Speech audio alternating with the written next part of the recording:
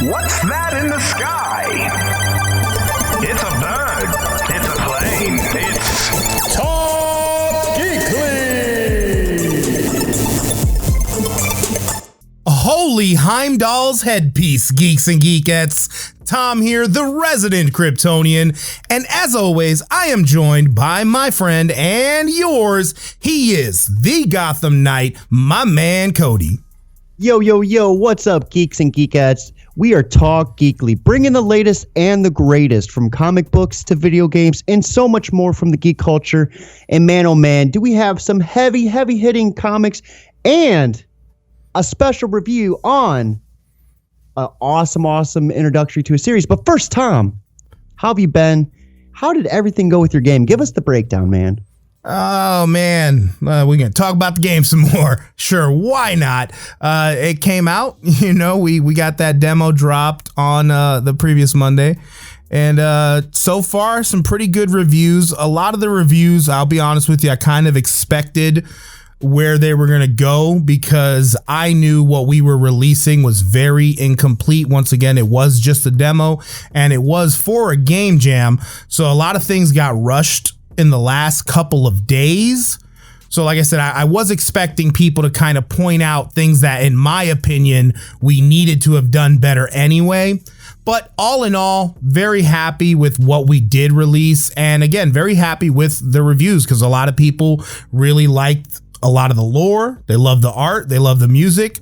It was just more of just some of the technical implementation of how we went about things that kind of stuck out for people. But I can't wait to keep making the game and pushing it even further. So that's kind of been my week. But besides that, a whole bunch of good superhero stuff happened this week. I know you're excited to talk about later.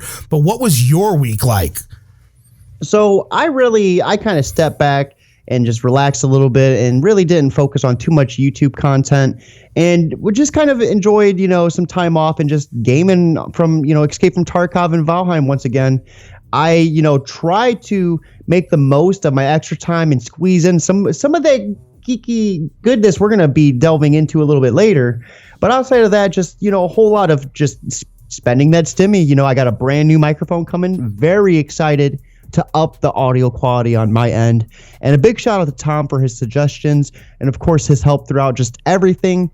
I'm excited to step up the game, guys. Well, for sure. I'm excited for that to happen too. And I know all of our listeners out there are definitely just as excited because we're always aiming to bring you the best that we can. Now, this week's episode is going to be a little bit different, of course, because we have such a blockbuster topic that we're going to hit you with at the end of the show. So without further hesitation, without further ado, we're just going to jump in to those new comic books for the week. Fresh Pulls. So right off the press, I decided to pick up Justice League issue number 59, and this is from the Infinite Frontier series. And this was a little bit different of a book than I was expecting. This is kind of like the backup story. That's what it felt. And we began with Black Adam, and he's at the grave of one of his beloved, and he's talking to a child who recently just lost his I believe his mom, when this super demonic looking monster just pops out of nowhere, and Black Adam moves to protect this child. And we just see this flat out, just all out brawl. They're punching, they're throwing, headbutts and blows left and right and just blowing through buildings. And all of a sudden this demonic force points to Black Adam's chest and just starts mocking the symbol on it, the lightning bolt, like, who are you? What is this? And then we see Black Adam charging up, getting ready just to unleash his fury. And then in steps the Justice League. And it was such an impressive introduction to the series. We had, Superman, Hawkgirl, Batman, just all kinds of different forces. And you come to find out that this demon's name is Brutus. And he's from a different dimension. It's just insane to see this flat out insane battle just start to happen between all of them. All of them taking turns of feeding off each other. We see this demon get hit with Hawkgirl's mace, and it starts reacting to him. And we come to find out it's reacting from the ninth metal inside of the mace, which is kind of a pivotal thing with the DC universe. We've seen a lot of that with the metal series. So it was it was kind of a cool callback. And then we see Aquaman control the sharks in the water, getting ready to eat this Brutus guy. And all of a sudden, things just start popping off and going left and right. Now, that is all I am going to lead you with. This has a special introductory to a new DC powerhouse named Naomi, which was kind of a little bit of a focal point, I want to say a couple months back. Now, this was written by Brian Michael Bendis with art being done by David Marquez. See, I actually almost ended up picking this book up, but then I was just like, I'm not sure how I feel about jumping into a Justice League title, but I do want to hear more about this Naomi character. This is the first time I've ever heard the name, so I'm kind of interested in just kind of a little bit of what she's about. Yeah, so there was only a tad bit. You just seen Black Adam's, ask her by name, and you seen her turn around. Outside of that, I haven't read a lot. I'm going to be honest with you guys. I really don't know a whole lot about this Naomi character. I just remember her being such a strong focal point that I thought it was worth mentioning. Okay, I gotcha. All right, well, I'm going to jump into my first book for the week, which is X-Force issue number 18, written by Ben Percy, and we've got art from Gary Brown. Now, the last time I talked about X-Force, we went into a lot of Kid Omega's kind of sense of existential dread, him dealing with the idea that they're basically immortal. And this kind of shows us some of the consequences that actually comes with mutants being able to resurrect. Now, we get this moment where Kid Omega is still trying to figure out exactly if it's him who is causing basically there are murders happening, which happened in the last issue, but also just some really kind of mind games going on the island of Krakoa. And he's trying to figure out if it's him or not, because everyone kind of senses that. And then we have this moment where Sage actually kind of breaks things down and lets him know that it is very possible that someone could hijack the dead body of a mutant and kind of, use that to their advantage. And she doesn't really explain how, but it kind of left me wondering, okay, maybe that's, what's going on here. Are they hijacking the power? Maybe the ability to access Krakoa using that body through some sort of reanimation. Who knows? I don't know yet, but it really had me intrigued. And I tell you what, I was a little bit floored because there is one moment where we end up walking in on an unconscious Hank McCoy, the Beast. And apparently he had a stroke. And we get this revelation where Sage explains pretty simple that, me and Hank, we had a deal. If one of us ends up incapacitated, we're going to take care of that, basically, kill the person, because we're like hard drives, whether we're dead or not. We have a lot of valuable information on them that people could steal. So I thought that was interesting. All in all, a good follow up to the previous issue. And I still want to know exactly who it is that's using Omega's powers to cause the issues that they're causing on Krakoa. So, man, there's just a lot to unpack there. I guess my first thing is what potential can we see utilizing these dead mutants like that? And I guess my follow-up to that would be, what are your thoughts on Hank potentially getting killed? How do you feel about that as well? Well, first off, I want to say, as far as the dead mutants are concerned, I think that is definitely going to be interesting to continue to follow, just for the simple fact that mutants are the only ones that can walk through the Krakoan gates. So if some sort of human liberation group or something wanted to get to Krakoa using the gates, obviously using dead mutant bodies would definitely help them. But also, just within the last issue and this current issue, we kind of get the sense that they can still use the powers as well. So that's going to open up the doors, the floodgates, so to speak, to a lot of mutant terrorism, possibly, where the mutants might be getting framed. I don't know. That's just me being the conspiracy nut that I am. But then as far as Beast is concerned, honestly, right now, I'm not shocked by any death in the mutant books, just because we know that unless they died in Otherworld, they're going to come right back with no problems. I gotcha. And it's always just interesting to see these new things that Because I'm not very versed with Marvel, so seeing these new abilities, like being able to use dead mutants, for instance, it's just awesome, I guess, because I never really considered that type of power.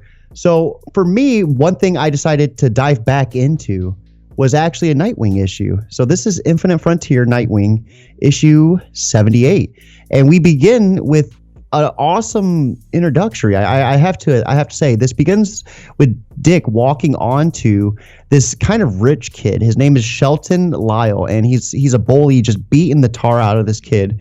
And we see this redhead, and she pretty much just yells at Dick like, "Hey, step in. You need to take care of this." And we see Dick just destroy and dismantle this guy. Like, the bully throws a punch, Dick ducks down and headbutts him, knocks out his teeth.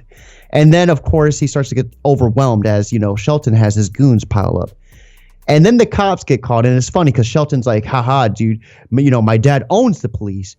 To which we see Jim Gordon step out addressing the redhead. So that was none other than Barbara Gordon. And it was awesome to kind of see that happen because I was not expecting it. We see Dick get dropped off to the Wayne Manor, and he's nervous because he's like, Bruce is not going to be happy about this one bit that I'm out there doing this, but it's Alfred that answers. And it is such a touching moment to see Alfred with a young Dick and just telling him, like, I'm proud of you. I want to let you know that it takes a real hero to do what you did without a mask. And I just thought that was so awesome. Now, this then jumps into another instance of bullying. It seems like this is the theme of the comic, but this time it's a group of thugs picking on a puppy. And of course, we see Dick rescue the puppy and then is introduced to a much later and a more adult Barbara Gordon. And she, of course, is in love with the puppy. And then we shift to, I guess, the villain of the issue, which is none other than Mark Desmond. I had no idea who this guy is. I'm not a very versed Nightwing character, and that might be a Batman villain for all I know.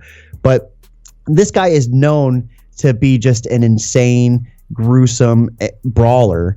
And this guy is talking to the mayor, and the mayor doesn't, I guess, want to compromise, or he fails in a task that Desmond sent him up to. So Desmond had him there as pretty much an example. He grabs the mayor by the head and crushes it. And it was gruesome. You seen the blood dripping from his hand.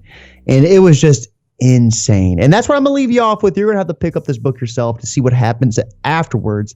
This was written by Tom Taylor with art being done by Bruno Redon.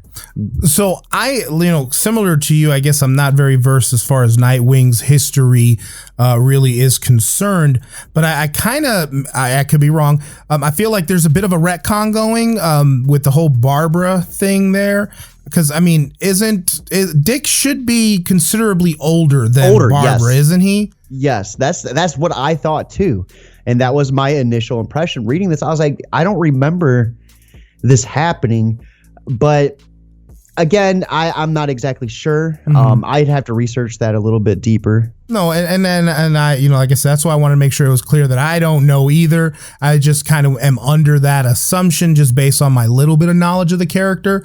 But I think that, I guess, where I was going with the question would be, like, do you feel like, let's say we both agree right now, okay, she should have been, quite younger. Do you feel like it made sense to change that age as far as the story they were trying to tell, or could it have been done with a different character? So I think it ties them together. I see the next issues coming out, tying them deeper and deeper together. But again, Barbara's character's already been through so much retconning that it's pretty insane. And at this point, you're just pretty much used to it. She used to be the Oracle. She used to be paralyzed. Yep. So, in this issue, she's like dismantling Nightwing, flipping him around and stuff. And at one point, she was, stuck to a wheelchair. So, to answer your question, I think it fit the comic well, and it helped the comic progress, and it's going to tie them together for further issues.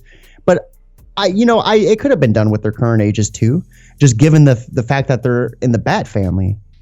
Okay. Well, I think we'll just have to wait and see what happens with the next issue, which I'm sure you will read because it definitely sounded like you had fun with this one. So something that I am still having fun with, another mutant book, of course, that is S.W.O.R.D issue number 4. Now, this was written by Al Ewing and art from Valerio Schiti. And we actually last left this book with the King in Black having taken control of not just Cable, but also the Isle of Krakoa. And we have, of course, Manifold, the universe-jumping mutant who's face-to-face with basically Null inside of Cable's body. And I really like the exchange between the two characters because Null being, in control of Cable's body, he has kind of all the knowledge as far as the X-Force is concerned. And he kind of starts giving Manifold bit of a tongue lashing and talking about how great Manifold's powers are, but he's still not an Omega level mutant. So he's kind of, poking at him a little bit. And we end up having this really awesome fight because, of course, Manifold can travel. He's a teleporter, basically, travel through the fabric of space and time. Really, really cool. And Cable has the ability to slide using his technology that he has on his arm. So just a really awesome 4 pages of just the characters fighting back and forth, popping in and out. And I like how out of nowhere Manifold ends up showing Null exactly how powerful he is. And I wanted to say this, I didn't want to spoil it, but it's just a really cool moment where he actually tells Null, not only do I travel through the universe with this teleportation ability, I actually speak to the universe. And sometimes the universe speaks back. And he shows how he told the universe to give him a little bit of the sun. And the dude wraps the sun within the universe and fabric and all this craziness and just blasts him away with a mini sun, which I thought was just freaking epic. But we end up, towards the end of the issue where there's a lot of quiet council stuff going on after they've pushed Null out of Krakoa, where now all of a sudden it seems like they're less concerned with the King in Black and more concerned with some dealings amongst the mutant population. So I can't wait to see where S.W.O.R.D is going to go in the next issue. And of course, I'm still waiting for the conclusion of the King in Black. I got to read that. It's coming soon. So this has just been such an insane series. And I really got to hand it to Marvel because it's just so enthralling. How do you foresee the ability to speak to the universe and stuff is going to come into play with the future issues to come, if it does at all? Do you foresee that being something that's going to be more capitalized? I honestly think that we won't get to see Manifold really shine anymore. I think that this might have been his one shot, but I could be wrong because I do want to see this character expanded upon. And I'm sure there's a lot of stuff that he's in that I've probably never read. This is the first time within the pages of S.W.O.R.D that I've ever actually seen the character. And within the first 4 issues, he is a really cool character. And once again, where he was able to do that mini sun, that's OP. He may not be Omega level, but in my eyes, that's some Omega level mutant shit. Yeah, it definitely sounded insane. And the fact that he just did it to kind of show off, that was even better because that lets you know that there's probably a lot more behind what he showed. That's probably just the tip of the iceberg. Yeah, for sure. I'd agree. Hey, that being said, guys, we do have another awesome tag team opportunity. I had no idea that Tom had read this. So we both were kind of just doing our little pre-show, and usually we're pretty good about sharing what issues we're reading. But this week we kind of both got wrapped up in what we were doing, and it looks like we're going to be bringing you ULTRAMEGA issue number 1 from Image Comics. Yep. And this is written by actually the artist and writer. He's doing double duty, baby. That's James Harren. And I mean, where do we even begin? I guess I want to start with a question real quick.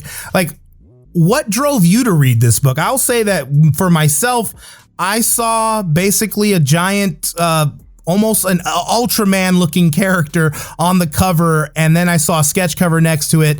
And I was just I want to buy a sketch cover today. And why not pick this for my comic book? That was my reason for choosing it. I seen the I want to say just the main cover, and I was like, wow, this looks cool. I've been on this kind of kick where I've been breaking away from DC for my 3rd issue. I want to say the last couple podcasts, one of the issues has always been something a little bit different. Which is always a good thing. Yeah. I felt like it forced me to kind of break my routine up, and I think we're actually seeing some good results. So I think right off the rip, we need to begin with that. The tone is set, the atmosphere is set with this comic, with this virus. It's just spreading around, and it's pretty much attacking anyone without any discrimination at all. It's bloating their faces in this very, very grotesque and sickening form. It's like green. Their eyes are just bulging. And we're left with this little tidbit that if it's left unchallenged, it just grows and continues to grow. And these panels are filled with such like vibrant colors and art.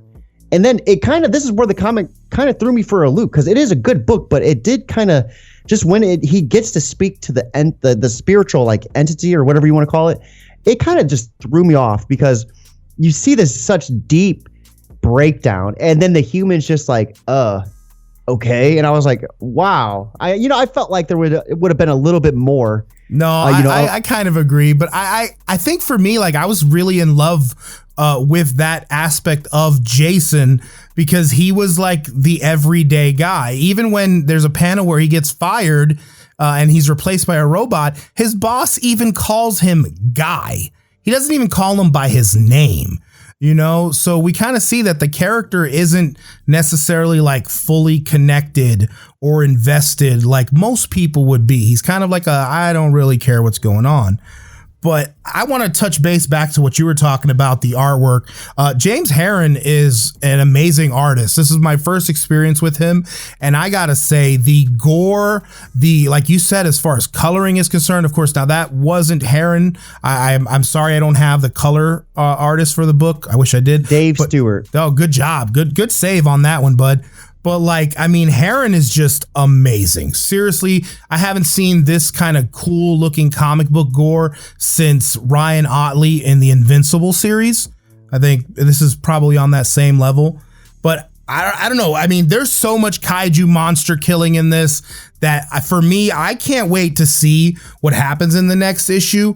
But what do you think is probably another important moment in the book that we should probably give the listeners a little bit more information on? So, a big part of it is it's kind of revealed that he was a boxer, and he just brutally got beaten. I really liked how it touched base on that. It gave us a little bit of a more fleshed out backstory, and I always appreciate that when we get that with our protagonist. So we get the ability to see that he knows some fighting, he knows how to handle himself, but he was really beaten, and that was the end of his boxing career. And then that's when he dives into like the robot part, and you just see this dude who's just like weathered and beaten down, and it's just I loved seeing that. I always loved seeing, I guess, the redemption arc from our protagonist. And I really love the fight sequences between him and the monsters. They're just beautiful and gory. And like you said, I cannot get enough of how bloody these comics are. Yeah, and it's certainly not gratuitous violence, at least in my eyes. We talked about other books in previous episodes, like Berserker, or even when you were talking about God of War, and how sometimes the art, that gore was just kind of like for no reason, whereas it made sense in this because it kind of gave it that over-the-top sci-fi feel. Like if you were watching a sci-fi, 70s show with green blood and all this kind of like crazy old school special effects. At least that's how I felt when reading this book. And for those of you who are thinking about reading it, I will say it's important to note, like, this book is kind of a preface. It sets things up because you feel like these are the main characters, but eventually you realize that they're not. This is history being told to you. And where we go in the next issue, this is years later on down the road, and who knows exactly where the story is going to turn. I love this book. I really, really did. Yeah, I enjoyed it. I think I'm definitely going to pick up issue number 2 without a doubt. Like, I'm hooked, and I am very happy that I stepped away from DC and broke into this book. And it just goes to show me that I need to do that and practice that more often. But with that being said, Geeks and Geekettes, it is time for us to reveal what we're going to be breaking down for you. Tom, why don't you just go ahead and take the introduction on this? Oh, for sure. But now we didn't have regular news for you, but that doesn't change the fact that this is certainly news. This week in Geek.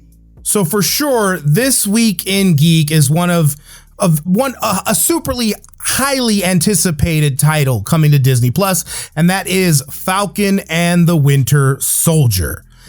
People have been waiting for a long time. We just got done with WandaVision, and it was a couple of weeks that we had to wait before we jump back into the MCU. And where do we start? I mean, it's human, right? Yeah, I know we kind of touched base just a little bit, and I felt like this kind of just broke down so much of that superhero appeal and just made both characters human and just gave you something that you can attach yourself to, like it did in WandaVision. And it really spoke to me. I really loved how it sets itself in the timeline and just how everything leads up to it. You know, I loved seeing Bucky's character especially break down his walls. And when he was talking, at what point do you want to begin, Tom? I guess there's so much to really. I don't think we need to even worry about starting from the beginning or anything like that, because we definitely don't want to like super spoil it, because I'm sure there are people listening to this episode right now who probably are waiting for a couple of episodes to come out before they jump in. So just go wherever you want. Let's just get not too crazy, right? So yeah, I really love the therapist part when he's talking to the therapist, and he's just pretty much like, are you even really allowed to be talking to me like this? Like you're a therapist. And then pretty much he gave us just the flat out, like, I haven't had time to really think about how, what happened or process thing. He's like, I pretty much have been in war nonstop without break, and I haven't had time to even think. And that really just, I never considered that about this character, and it really just spoke volumes to me about the Winter Soldier. No, I agree. I agree to a certain extent. Let me put it that way, because I feel like we definitely get more of the psyche of the character. But for me, I don't feel like he necessarily let down his walls. I think he's going to very soon, but I think he's definitely still very, very guarded in this first issue. But what I like about that is, like you said, that's the humanity. You see the struggle, and he's still like, he doesn't want to let go. He knows he needs to, but he's not letting go. And something you talked about before we got on the actual podcast was, as far as Sam Wilson was concerned, and seeing him have to deal with his family's business and trying to bring that back from the dead and going for a loan and not being able to get a loan, even though he's like a recognized superhero. And even hearing, superheroes don't make money, and, oh, isn't there money for you guys? It's like, it's definitely, like you said, a much more humanizing way to look at these characters. And I appreciate that, especially for a first episode. And a big thing, and I am going to take a stab that maybe people aren't really looking as deep into it, but if you remember in past Avenger movies, Tony Stark was the payroll. So with Stark dead, it makes sense that these heroes are potentially suffering with the lack of his funding, and I just cannot stress enough during that part when that banker was like, you are lacking 5 years of any sort of pay stub. And Sam looks at him like, bro, I was blimped out, like half the other people. And it was just insane, because that is exactly how I would envision something like this happening. Like, I could not stress enough on how real that scene felt to me. And I am really, really wondering who was, there was a villain. It felt like the villain presence in there, but we never got a name on that. Did you catch a name at all for that, Tom? No, we have no name as far as the masked character was concerned. And I'll be honest with you, I tried doing research, and none of the stuff that I found really made sense to me. So I threw all those fan theories out the window immediately. I will say that I'm digging this first episode. I'm definitely liking it more than wait. Not to interrupt. I just found it. So this was something that you had to freeze the credits for, but it's Batroc, which was a baddie. Really? In That's Captain supposed to be America. Batroc? Yep, he was. He first appeared in the Winter Soldier. Oh, fail. But okay, I guess. I mean, I'm one of those people that make the character look somewhat like the character. You know what I mean? No, I gotcha. But all right, that's cool, I guess. But at the same time, though, Batroc was a really ugly character design in the comics, so I could see why they wouldn't want to make him look too much like the character. But no, back to what I was saying. Like I did like this episode. I liked it more than I liked the first episode of WandaVision. I just want the action to pick up, and I know that's going to happen. But for me, the title Falcon and Winter Soldier, like in my mind, unlike WandaVision, I'm thinking this is going to be action all the time. Yeah, and from what I've seen of the little bits of trailers and just leaks, it does seem like we're going to get that. It's just, I'm wondering how long of a buildup we're going to get. With WandaVision, that took a couple episodes. There was a lot of people falling out and then realizing like, hey, now it's getting good. And I'm kind of hoping that this steers away from that direction. I know you don't want to do a whole lot of spoilers, but I got to say the ending of this just made me want to vomit. Oh, I don't know if you want to break it down. If not, that's fine. I'm just going to say it was like, you can't do that, Yeah, I don't know if we really need to break it down, because I feel like anybody who has been waiting for this show already knew that was going to happen. We might not have known it was going to happen in the first episode, but it was like, all right, this is going to happen eventually, so, all right, let's wait till they kick his ass. But yeah, I'm with you, but I like the character in the comics, so hopefully they really take advantage of him in this series. Absolutely. And with that being said, guys, I think that's going to be a good point for us to wrap this up.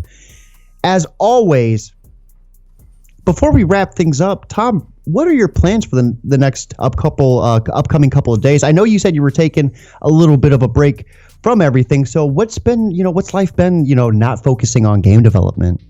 It's all right, but I'll be honest with you, this break has not really been a break. I've been on the little bit of free time that I've had. I've been redesigning the character for my game. I can't escape it. I really, really love the idea of what we had for that game. So my break was not really a break, but I will be honest with you. I want to play some video games. I feel like I haven't played video games in a while, and I need to do that in order to better my craft and better like my mind space as far as game design is concerned. So I just need to find a good platformer or a good Metroidvania game, a new one preferably, that'll really get those juices flowing. So please, if you have any suggestions, let me know, brother. Let me know. But I mean, what up with you? What you gonna do this week? So I'm actually really excited. This upcoming Friday, I'm going to be taking the day off work, and we're going to be just running pretty much all day on the new Monster Hunter Rise game coming out on the Switch. So that's one of my big things, leaking that exclusive on this podcast. You won't hear about this anywhere else until closer to the date. So be sure to tune in if you guys want to see gameplay on that. Of course, as always, though, you're going to hear about it a little bit on our next upcoming podcast. But as always, guys, with that being said, that does wrap up this week's podcast. You can check us out on our respective social media platforms at Twitch, Twitter, Instagram, YouTube, Facebook, and so much more at Talk Geekly. And as always, Tom, why don't you sign us off? As always, keep it geekly. What's that in the sky?